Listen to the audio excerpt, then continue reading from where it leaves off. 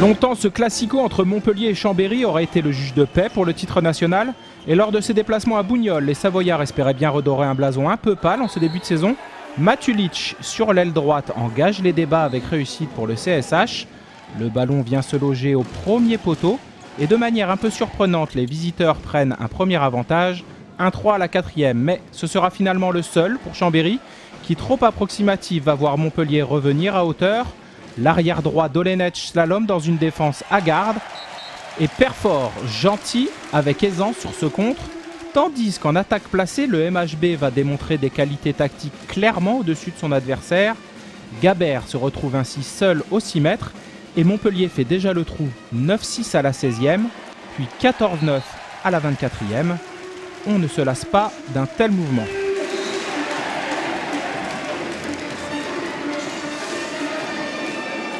C'est mal engagé pour Chambéry qui va buter de manière répétitive sur la défense héroltaise.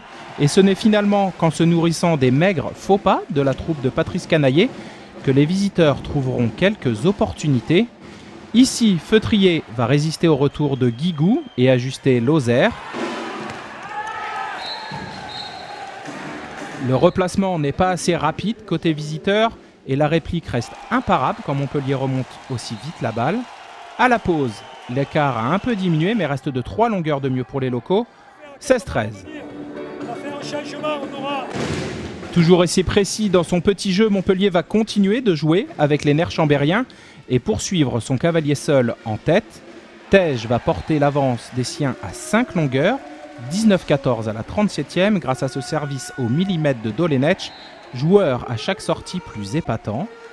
Chambéry est désemparé et s'en remet à sa jeune garde pour tenter de refaire ce retard. Feutrier de nouveau profite d'un peu d'espace sur son aile gauche pour prendre à défaut Siffer.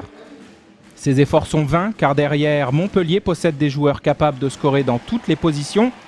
Ainsi Gajic glisse le ballon entre les jambes de Maxime Dio et le public s'enflamme. Dans les cages de Montpellier, Siffer en rajoute une couche avec cette nouvelle mise en échec de l'attaque savoyarde.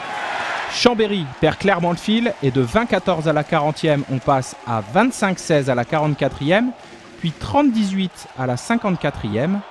Montpellier s'impose sans forcer mais avec classe et se porte en tête du classement. Tout simplement dantesque. Allez, allez.